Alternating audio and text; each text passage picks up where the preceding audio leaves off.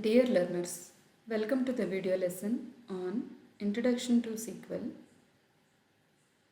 I am Jangam J.S. Mani, lecturer in Computer Applications at Office of CCE, Vijayawada. The objectives of today's lesson are: by the end of this lesson, the learner should be able to do the following.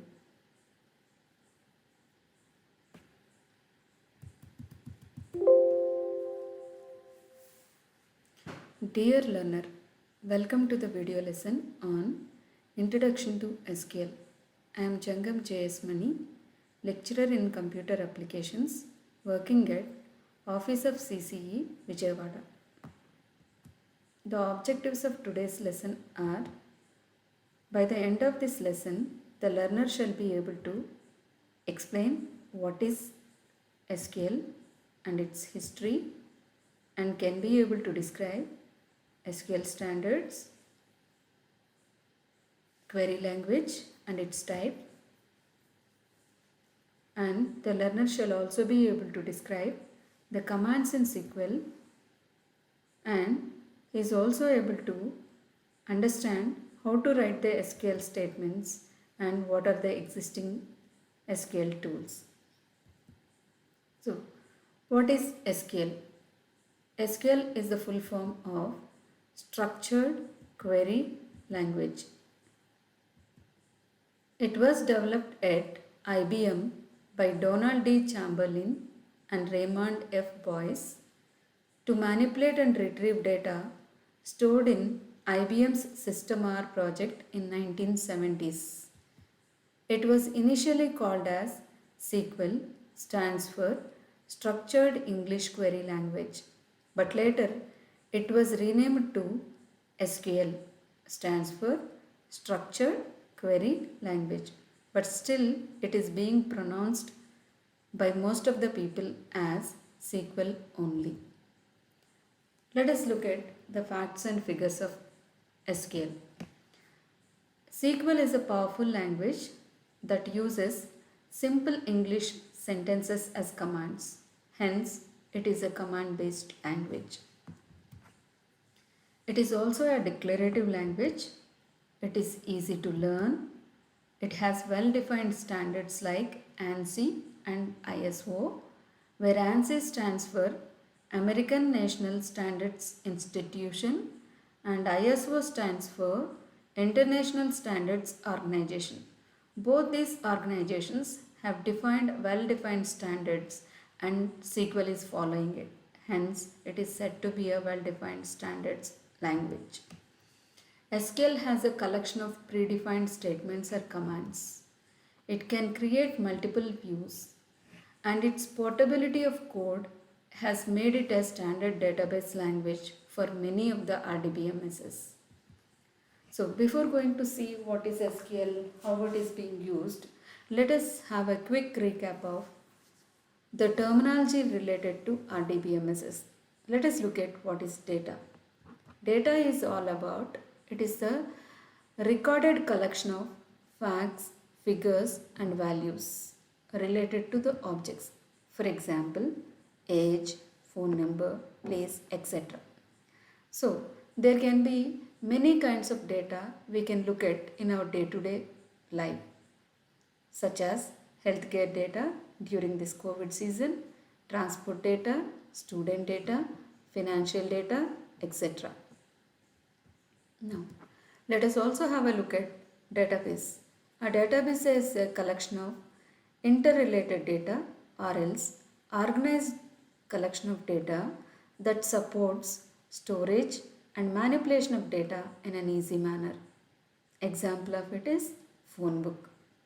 Otherwise, it can also be considered as a location where the entire data of an organization is stored in a specific format. Let us have a pictorial representation of database. Normally, as a user, you may be giving or feeding your data. That data is converted into a meaningful format and then it is stored into the RDBMS in a standard way or in a raw format. In the same way, from the data, whatever is existing in database can be obtained by the user. First, it is fetched and obtained as in the form of a stored procedure, and then it is converted into meaningful format, and then the processed data is given back to the user as an information. Now let us see what is a relational database. A relational database is a database that is based upon relational model, where the data is stored always in the form of relations, can otherwise be called as tables. We all know that a table is a two-dimensional representation or a collection of rows and columns. So here is a table which consists of student information. It has roll number, student name and age. These are called to be attributes or column or field. Roll number, student name and age are said to be column names or attribute names or field names, whereas the horizontal values are called to be rows. They can otherwise be called as records and tuples. So here everything which is being displayed in blue color are called to be rows, and the vertical ones are called to be columns.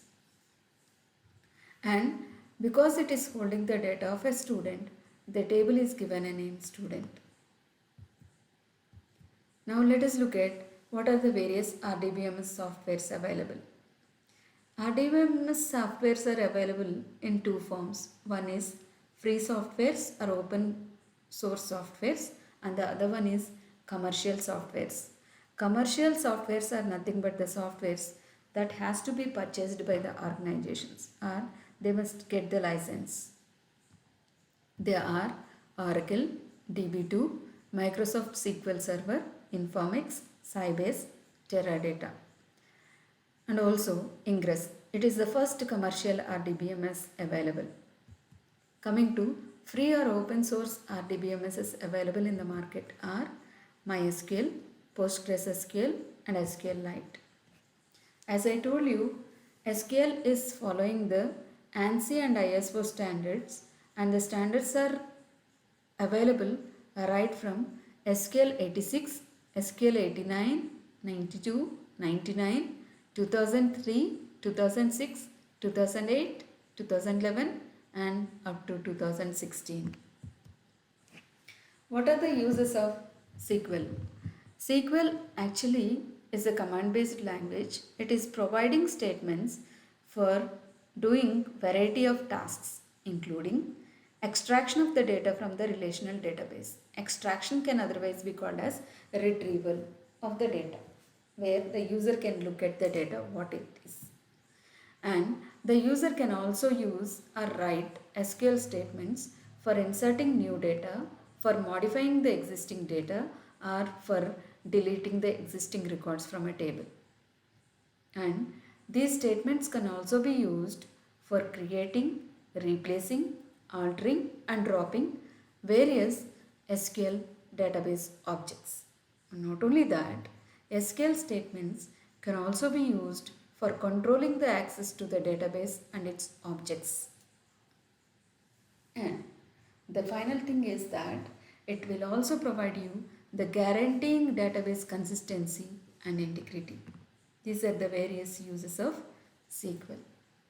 So till now we have learned what is SQL, what are its uses. Now let us have a look at what is the role of SQL in RDBMS. Actually, SQL is being used by or helpful for two kinds of users. The first kind of users are called technical users. Those are nothing but the users who know RDBMS tools. Example, developers or DBAs, where DBA stands for database administrators. These kind of people can directly interact with the database through the SQL commands. So here users or clients can directly send the requests in the form of SQL statements to the database. The database will give an output. That output is given back to the users. These are called to be technical users. And coming to the second category of users who will be using SQL are non-technical users. These are the users who do not know any RDBMS like Oracle, but they can interact with the database in an indirect manner in the form of accessing the database through the web pages. From the web page, the request is sent to the web server, and that web server, the request whatever it has taken will be divided into two kinds of requests. One is application programs and the other is Oracle tools, and they are further converted into SQL statements, and these SQL statements are given to the database for retrieval, and the output is given back to the users as a response. Let me give you a quick example for this. Suppose you wanted to log in into a Gmail. So what you will be doing? You are not directly sending your information like user ID and password onto the database, user database in the form of an SQL command. What you will be doing? You will be entering your username and password in the web page, in the login page. That is taken by the web server and it is given as an SQL command to the database server. And that database server will verify whether the username and password given by you are matching or not. If it is matching, it sends an output to the user saying that your inbox will be open. This is where the non-technical users will be using the RDBMS with the help of SQL in an indirect manner. I hope you understood, guys. So let us have a quick understanding about what are query languages. A query language is a language that is used to communicate with the database. So query languages are basically of two types. One is declarative languages and the other is non-declarative languages. Declarative languages can otherwise be called as non-procedural languages. An example for it is SQL. So why it is being called as declarative? A declarative query language is a language which will tell what you want. The user will tell you what is required from the database but not how to get it. That's what it is called as a declarative or non-procedural. Here the user is directly telling what is desired but not how to get it. Whereas other category of a query language is procedural query language. Example of it is PLSQL, where the user will tell the database engine how to retrieve the desired information in a step-by-step manner. This PLSQL you will be learning as a last unit in your syllabus. So let us have a quick overview about SQL. SQL, as it is a collection of predefined set of statements or commands, it consists of commands, concepts, classes and objects. Commands are further classified into four types. They are DDL, DML, DCL and TCL. And coming to the concepts, there are various concepts like joins, constraints, queries, etc. And classes, there are plenty of classes available in SQL. They are like distinct, order by, from, where, having, etc. And the last but not the least, it is objects. Objects are nothing but the elements are the entities that are stored into the database in the form of tables, views, indexes, sequences and synonyms. These things you will be learning in the upcoming sessions in detail. Coming to PLSQL, it is nothing but procedural language, structured query language. It is just an extension to SQL. It consists of three different parts. One is programming statements and the other is concepts like loops, etc. and objects. The objects stored into the PLSQL are functions, procedures and triggers. Now, let us look at what are the various SQL statements available. SQL statements are further divided into 5 sublanguages. We are calling them as sublanguages, not as statements. There are 5 different types of sublanguages. or otherwise we can even call it as 4 different types only. Let me tell you one by one. The first one is DDL, stands for Data Definition Language. And the second one is Data Manipulation Language, Data Query Language or Retrieval Language, Data Control Language and Transaction Control Language. Coming to DDL, it is used to define the database structure or schema with the help of create, alter, drop, truncate and rename commands. You will be learning them in the upcoming sessions. Coming to DML language, it is used for managing the data within the schema of objects. So, with the help of 4 different kinds of commands like insert, update, delete and merge. Data retrieval language or data query language is used for retrieving or extracting the data with the help of a command called select. So, in many of the versions of SQL or many of the users will be combining both DML and DQL together, and select command can be considered as a part of DML. So, you can either way use it. And coming to the next one, data control language. It is used for controlling the access of the data to the database by the user with the help of grant and revoke commands. And the last one is transaction control language. It is used to manage the changes made by the DML statements with the help of commit, rollback, save point and set transaction commands. So you will be learning all these sub-languages in the upcoming sessions. How do you write SQL statements? SQL statements are the statements that are not case sensitive, meaning they are one and the same even when you write in uppercase or lowercase. The statements can be entered on one line or more lines. Keywords cannot be split across the lines. Keywords can be, like in the last slide we have seen insert, delete, update. These are the commands, they are the keywords. They cannot be written in more than one line. They have to be written in only one line. Classes are usually placed in separate lines for readability. And keywords normally used in uppercase and all the other words like table names, column names, etc. in lowercase. Always the command starts with a verb. At a time, only one query will be executed in the SQL, and every command or in every statement always must end with a semicolon. Hence, semicolon is called to be a statement delimiter. Now, let us have a sample SQL statement. Here, I am considering a student table. This is a table of 3 students' information. Now, whenever I wanted to display the data of all the students, I will write a DQL command, that is select star from student. When I give this command, it will display the entire data present in the student table.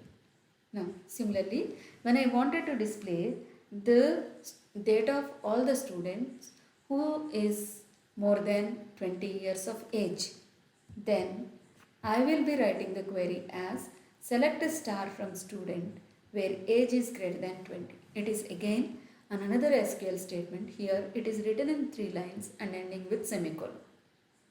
It will display only the data of last 2 students here whose age is more than 20. Now, what are the tools you may be using to work with SQL? Either you can use graphical user interface like Oracle SQL Developer, or you can use SQL Star Plus. SQL Star Plus is an interactive and batch query tool. It is also having web-based user interface called iSQL Star Plus. So it can be installed with every Oracle database server or a client installation. These are the 2 different tools you can work with SQL. And let me summarize what you have learned. Till now you have learned SQL as a command-based query language and its history, terminology of RDBMS, features and uses of SQL and the SQL sub-languages. And also you have learned the tools that are to be used. Now, these are the various textbooks and websites I have used to prepare these notes. Thank you.